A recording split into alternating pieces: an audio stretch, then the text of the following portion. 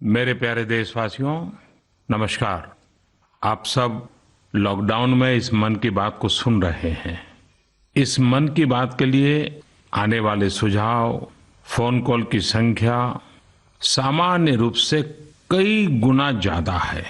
कई सारे विषयों को अपने अंदर समेट आपकी यह मन की बातें मेरे तक पहुंची हैं। मैंने कोशिश की है कि इनको ज्यादा से ज्यादा पढ़ पाऊं, सुन पाऊं। आपकी बातों से कई ऐसे पहलू जानने को मिले हैं जिन पर इस आपाधापी में ध्यान ही नहीं जाता है। मेरा मन करता है कि युद्ध के बीच हो रही इस मन की बात में उन्हीं कुछ पहलुओं को आप सभी देशवासियों के साथ बांटूं। साथियों, भारत की कोरोना के खिलाफ लड़ाई सही मायने में पीपल ड्रिवन है। भारत में कोरोना के खिलाफ लड़ाई जनता लड़ रही है, आप लड़ रहे हैं। जनता के साथ मिलकर शासन प्रशासन लड़ रहा है। भारत जैसा विशाल देश जो विकास के लिए प्रयत्नशील है, गरीबी से निर्णायक लड़ाई लड़ रहा है। उसके पास कोरोना से लड़ने और जीतने का यही एक तरीका है। और हम भाग्यशाली हैं कि आज पूरा देश का हर नागरिक, जन जन इस लड़ाई का सिपाही है, लड़ाई का नेतृत्व कर रहा है। आप कहीं भी नजर डालिए, आपको एहसास हो जाएगा कि भारत की लड़ाई पीपल ड्रिवन है। जब पूरा विश्व इस महामारी के संकट से जूझ रहा है, भविष्य में जब इसकी चर्चा होगी, उसकी तौर तरीकों की चर्चा होगी, मुझे विश्वास है कि भारत की ये पीपल ड्रिवन लड़ाई, इसकी जरूर चर्चा होगी। पूरे देश में, गली मोहल्लों में, जगह जगह पर आज लोग एक दूसरे की सहायता के लिए आगे आए हैं। गरीबों के लिए खाने से लेकर राशन की व्यवस्था हो, लॉकडाउन का पालन हो, अस्पतालों की व्यवस्था हो, मेडिकल इक्विपमेंट का देश में ही निर्माण हो। आज पूरा देश एक लक्ष्य, एक दिशा, साथ साथ चल रहा है। ताली, थाली, दिया, मोमबत्ती, इन सारी चीजों ने जो भावनाओं को जन्म दिया, जिस जज्बे से देशवासियों ने कुछ न कुछ करने की ठान ली, हर किसी को इन बातों ने प्रेरित किया है। शहर हो या गांव, ऐसा लग रहा है जैसे देश में एक बहुत बड़ा महायज्ञ चल रहा है, जिसमें हर कोई अपना योगदान देने के लिए आतुर है।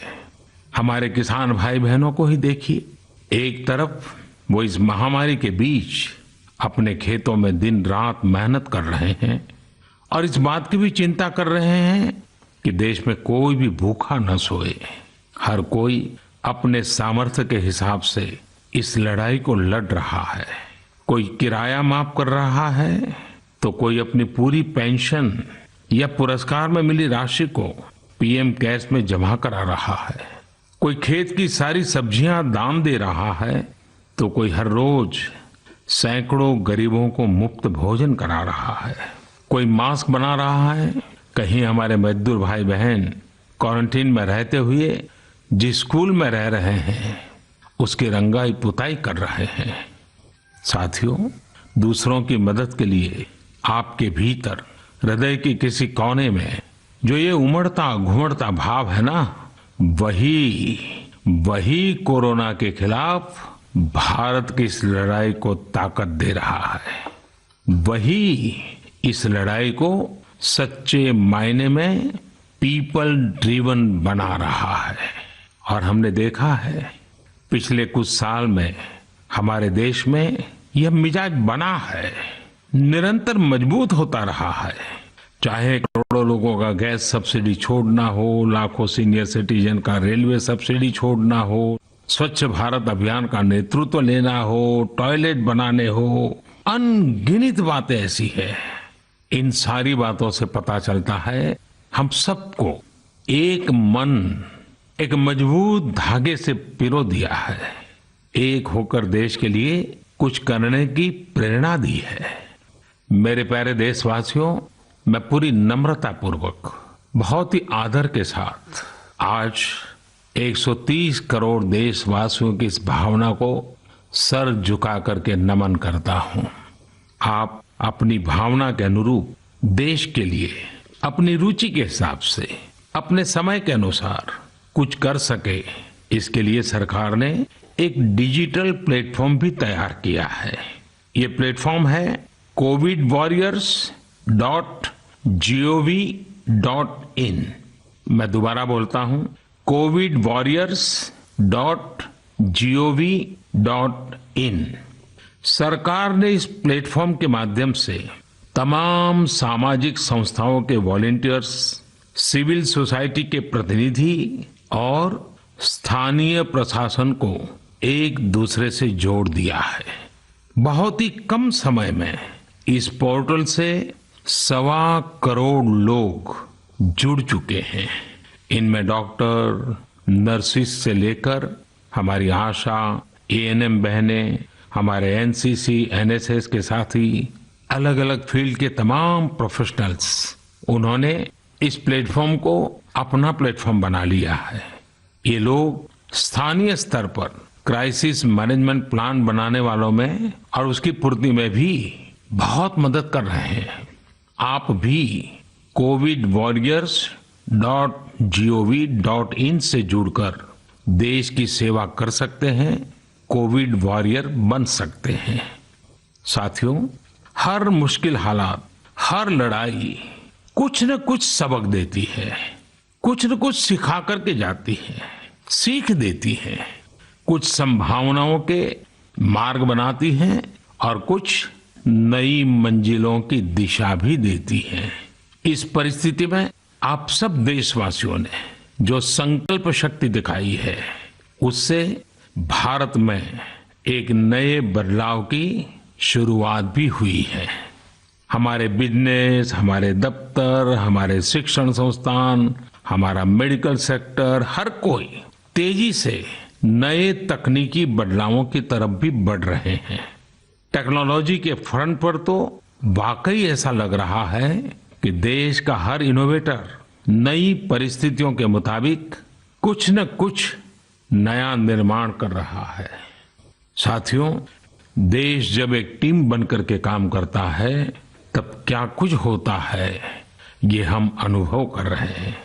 आज केंद्र सरकार हो, राज्य सरकार हो, इनका हर एक विभाग और संस्थान राहत के लिए मिलजुल करके पूरी स्पीड से काम कर रहे हैं।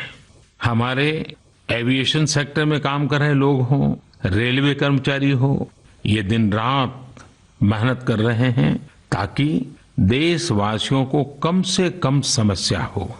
आप में से शायद बहुत लोगों को मालूम होगा कि देश के हर हिस्से में दवाइयों को पहुंचाने के लिए लाइफलाइन उड़ान नाम से एक विशेष अभियान चल रहा है। हमारे इन साथियों ने इतने कम समय में देश के भीतर ही 3 लाख किलोमीटर की हवाई उड़ान भरी है और 500 टन से अधिक मेडिकल सामग्री देश के कोने कोने में आप तक पहुंचाया है। इसी तरह रेलवे के साथी लॉकडाउन में भी लगातार मेहनत कर रहे हैं ताकि देश के आम लोगों को जरूरी वस्तुओं की कमी ना हो।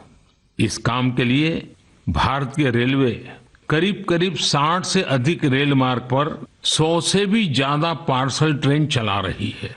इसी तरह दवाओं की आपूर्ति में हमारे डाक विभाग के लोग बहुत अहम भूमिका निभा रहे हैं। हमारे ये सभी साथी सच्चे अर्थ में कोरोना के वॉरियर ही हैं।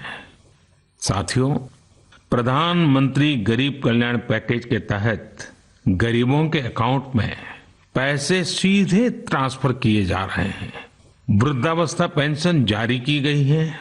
गरीबों को 3 महीने के मुफ्त गैस सिलेंडर, राशन जैसी सुविधाएं भी दी जा रही हैं। इन सब कामों में सरकार के अलग अलग विभागों के लोग, बैंकिंग सेक्टर के लोग एक टीम की तरह दिन रात काम कर रहे हैं और मैं हमारे देश की राज्य सरकारों की भी इस बात के लिए प्रशंसा करूंगा कि वो इस महामारी से निपटने में बहुत सक्रिय भूमिका निभा रही हैं। स्थानीय प्रशासन, राज्य सरकारें जो जिम्मेदारी निभा रही हैं, उसकी कोरोना के खिलाफ लड़ाई में बहुत बड़ी भूमिका है। उनका ये परिश्रम बहुत प्रशंसनीय है। मेरे प्यारे देशवासियों, देश भर से स्वास्थ्य सेवाओं से जुड़े लोगों ने अभी हाल ही में जो अध्यादेश लाया गया है उस पर अपना संतोष व्यक्त किया है। इस अध्यादेश में कोरोना वॉरियर्स के साथ हिंसा, उत्पीड़न और उन्हें किसी रूप में चोट पहुंचाने वालों के खिलाफ बेहद सख्त सजा का प्रावधान किया गया है। हमारे doctor, nurses, paramedical staff, community health workers और ऐसे सभी लोग जो देश को कोरोना मुक्त बनाने में दिन रात जुटे हुए हैं, उनकी रक्षा करने के लिए ये कदम बहुत जरूरी था। मेरे प्यारे देशवासियों, हम सब अनुभव कर रहे हैं कि महामारी के खिलाफ इस लड़ाई के दौरान हमें अपने जीवन को, समाज को, हमारे आसपास हो रही घटनाओं को एक फ्रेश नजरिए से देखने का अवसर भी मिला है। समाज के नजरिए में भी व्यापक बदलाव आया है। आज अपने जीवन से जुड़े हर व्यक्ति की अहमियत का हमें आभास हो रहा है। हमारे घर में काम करने वाले लोग हो, हमारी जरूरतों को पूरा करने के लिए काम करने वाले हमारे सामान्य कामगार हो, पड़ोस की दुकानों में काम करने वाले लोग हो, इन सब की कितनी बड़ी भूमिका है, हमें ये अनुभव हो रहा है। इसी तरह जरूरी सेवाओं की डिलीवरी करने वाले लोग, मंडियों में काम करने वाले हमारे मजदूर भाई बहन, हमारे आस पड़ोस के ऑटो चालक, रिक्शा चालक, आज हम अनुभव कर रहे हैं कि इन सब के बिना हमारा जीवन कितना मुश्किल हो सकता है। आजकल सोशल मीडिया में हम सब लोग लगातार देख रहे हैं कि लॉकडाउन के दौरान लोग अपने इन साथियों को न सिर्फ याद कर रहे हैं, उनकी जरूरतों का ध्यान रख रहे हैं, बल्कि उनके बारे में बहुत सम्मान से लिख भी रहे हैं। आज देश के हर कोने से ऐसी तस्वीरें आ रही हैं कि लोग सफाई कर्मियों पर पुष्प वर्षा कर रहे हैं। पहले उनके काम को संभवतः आप भी कभी नोटिस नहीं करते थे। डॉक्टर हो, सफाई कर्मी हो, अन्य सेवा करने वाले लोग हो, इतना ही नहीं, हमारी पुलिस व्यवस्था को लेकर भी आम लोगों के सोच में काफी बदलाव हुआ है। पहले पुलिस के विषय में सोचते ही नकारात्मकता के सिवाय हमें कुछ नजर नहीं आता था। हमारे पुलिसकर्मी आज गरीबों, जरूरतमंदों को खाना पहुंचा रहे हैं, दवा पहुंचा रहे हैं। जिस तरह से हर मदद के लिए पुलिस सामने आ रही है, इससे पुलिसिंग का मानवीय और संवेदनशील पक्ष हमारे सामने उभर करके आया है, हमारे मन को झकझोर दिया है, हमारे दिल को छू लिया है। एक ऐसा अवसर है जिसमें आम लोग पुलिस से भावात्मक तरीके से जुड़ रहे हैं।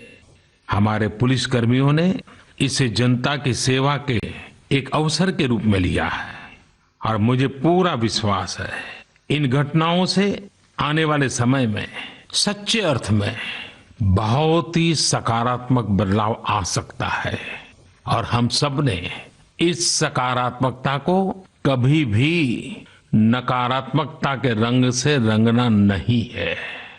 साथियों, हम अक्सर सुनते हैं प्रकृति, विकृति और संस्कृति।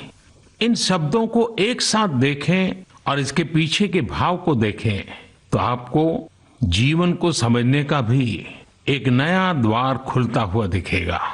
अगर मानव प्रकृति की चर्चा करें तो ये मेरा है, मैं इसका उपयोग करता हूं।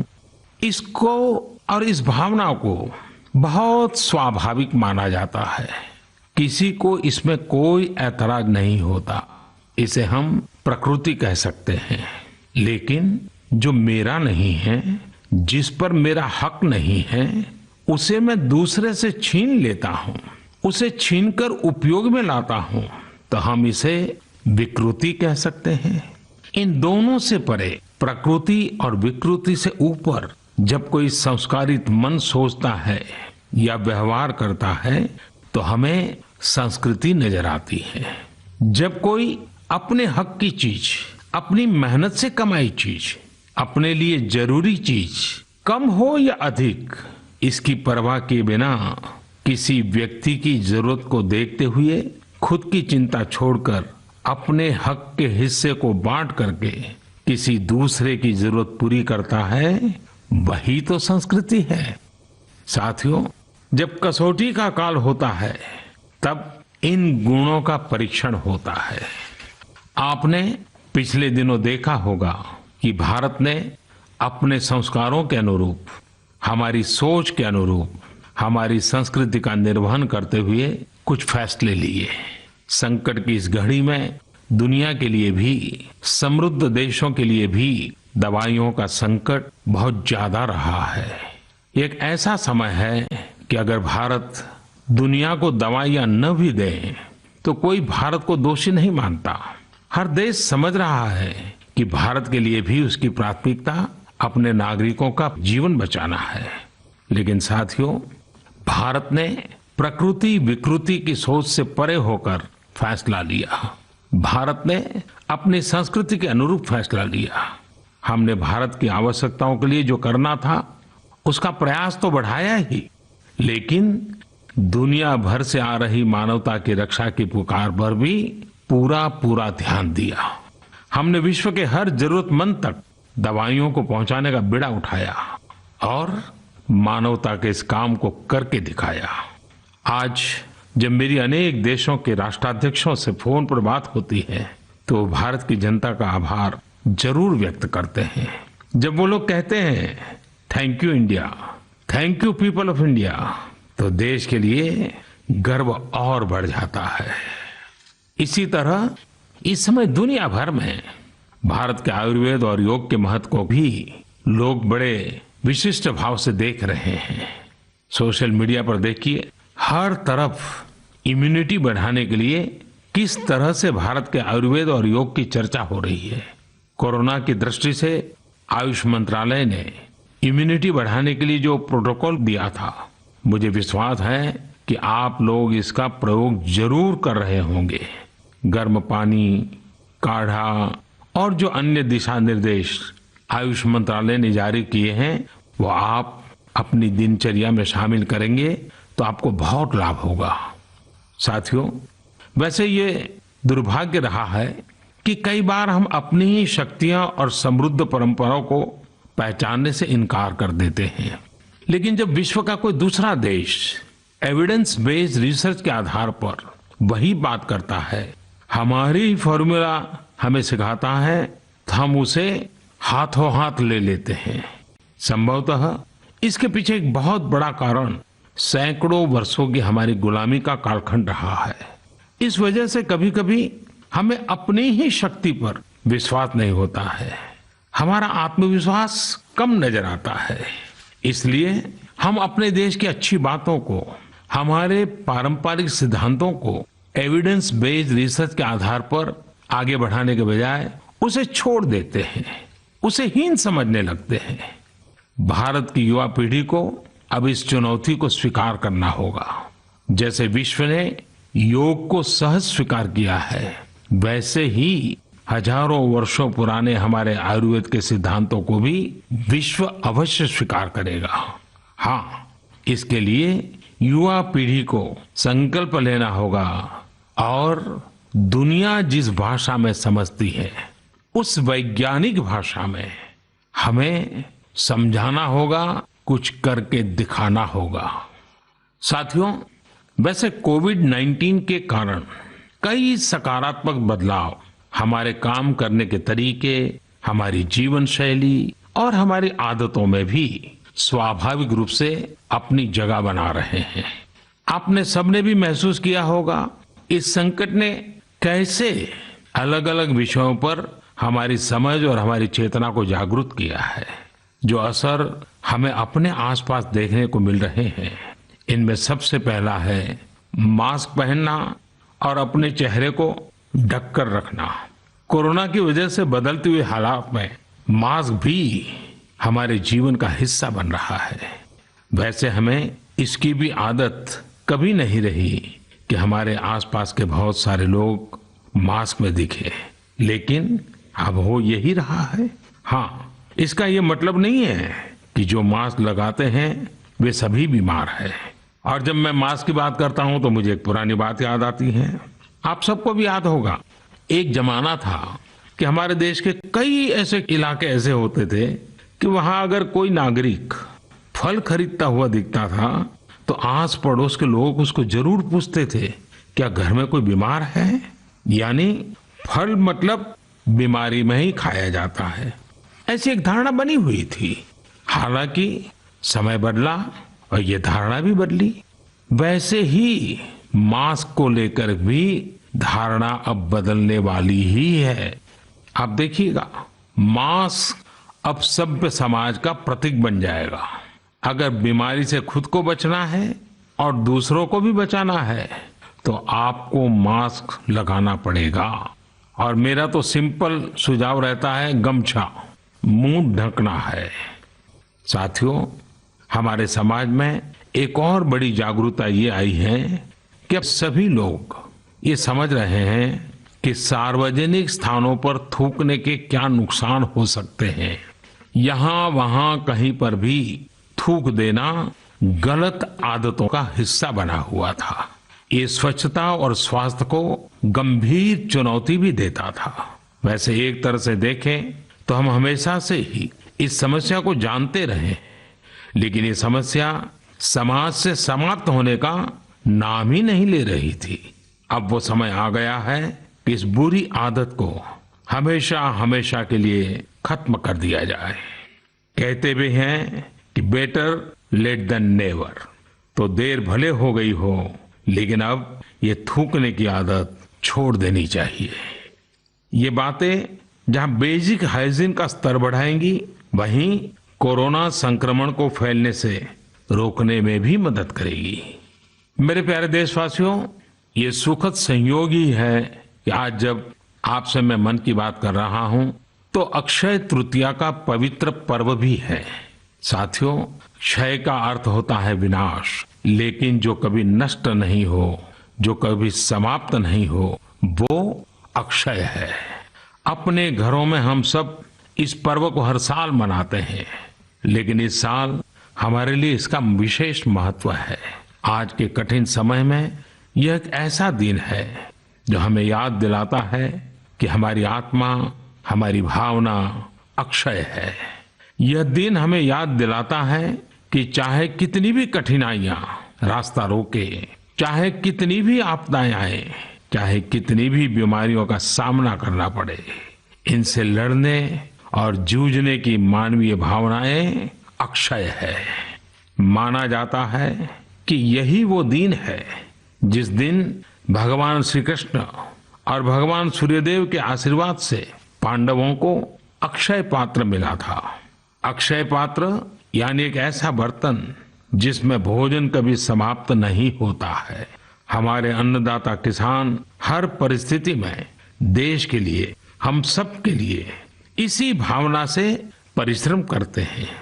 इन्हीं के परिश्रम से आज हम सब के लिए, गरीबों के लिए देश के पास अक्षय अन्न भंडार है। इस अक्षय तृतीया पर हमें अपने पर्यावरण, जंगल, नदियां और पूरे इकोसिस्टम के संरक्षण के बारे में भी सोचना चाहिए, जो हमारे जीवन में महत्वपूर्ण भूमिका निभाते हैं। अगर हम अक्षय रहना चाहते हैं तो हमें पहले यह सुनिश्चित करना होगा कि हमारी धरती अक्षय रहे। क्या आप जानते हैं कि अक्षय तृतीया का यह पर्व दान की शक्ति यानी पावर ऑफ गिविंग का भी एक अवसर होता है। हम हृदय की भावना से जो कुछ भी देते हैं, वास्तव में महत्व उसी का होता है। यह बात महत्वपूर्ण नहीं है कि हम क्या देते हैं और कितना देते हैं। संकट के इस दौर में हमारा छोटा सा प्रयास हमारे आसपास के बहुत से लोगों के लिए बहुत बड़ा संबल बन सकता है। साथियों, जैन परंपरा में भी यह बहुत पवित्र दिन है, क्योंकि पहले तीर्थंकर भगवान ऋषभदेव के जीवन का यह एक महत्वपूर्ण दिन रहा है। ऐसे में जैन समाज इसे एक पर्व के रूप में मनाता है और इसलिए ये समझना आसान है कि क्यों इस दिन को लोग किसी भी शुभ कार्य को प्रारंभ करना पसंद करते हैं। चूंकि आज कुछ नया शुरू करने का दिन है, तो ऐसे में क्या हम सब मिलकर अपने प्रयासों से अपनी धरती को अक्षय और अविनाशी बनाने का संकल्प ले सकते हैं? साथियों, आज भगवान बसवेश्वर जी की भी जयंती है। ये मेरा सौभाग्य रहा है कि मुझे भगवान बसवेश्वर की स्मृतियां और उनके संदेश से बार बार जुड़ने का, सीखने का अवसर मिला है। देश और दुनिया में भगवान बसवेश्वर के सभी अनुयायियों को उनकी जयंती पर बहुत बहुत शुभकामनाएं। साथियों, रमजान का भी पवित्र महीना शुरू हो चुका है। जब पिछली बार रमजान मनाया गया था तो किसी ने सोचा भी नहीं था कि इस बार रमजान में इतनी बड़ी मुसीबतों का भी सामना करना पड़ेगा।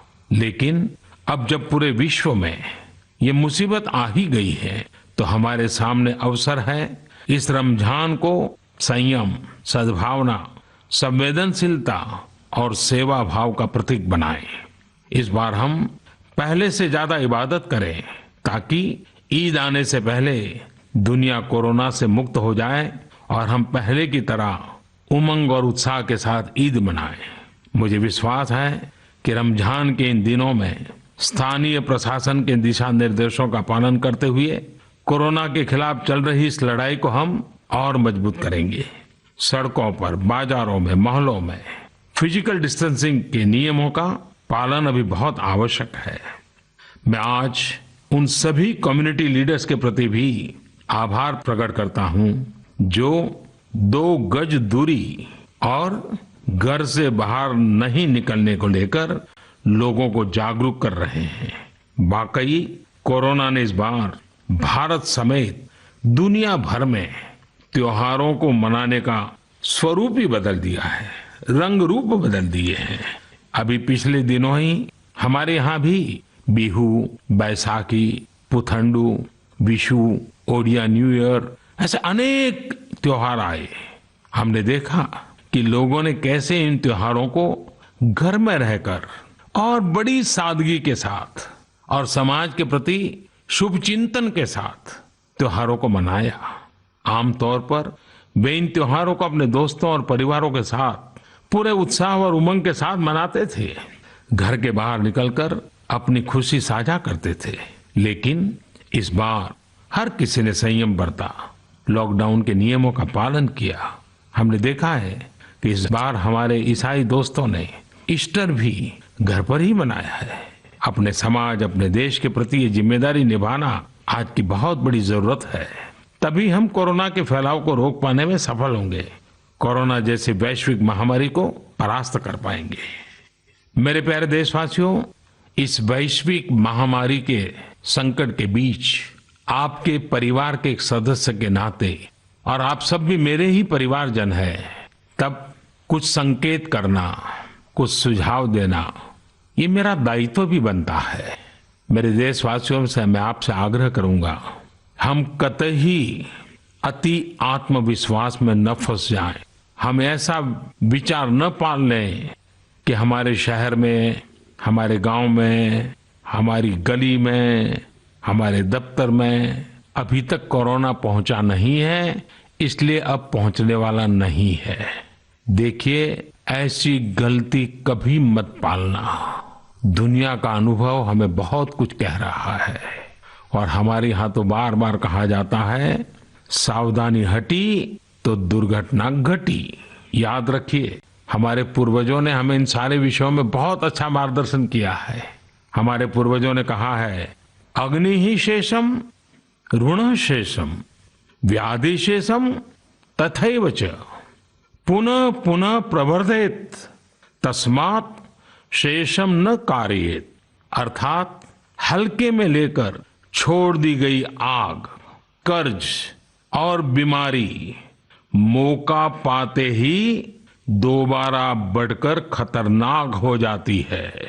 इसलिए इनका पूरी तरह उपचार बहुत आवश्यक होता है। इसलिए अति उत्साह में स्थानीय स्तर पर कहीं पर भी कोई लापरवाही नहीं होनी चाहिए। इसका हमेशा हमेशा हमने ध्यान रखना ही होगा। और मैं फिर एक बार कहूंगा, 2 गज दूरी बनाए रखिए, खुद को स्वस्थ रखिए। 2 गज दूरी बहुत है जरूरी। आप सबके उत्तम स्वास्थ्य की कामना करते हुए मैं मेरी बात को समाप्त करता हूं। अगली मन की बात के समय जब मिले तब इस वैश्विक महामारी से कुछ मुक्ति की खबरें दुनिया भर से आए, मानवजात इन मुसीबतों से बाहर आए, इसी प्रार्थना के साथ आप सबका बहुत बहुत धन्यवाद।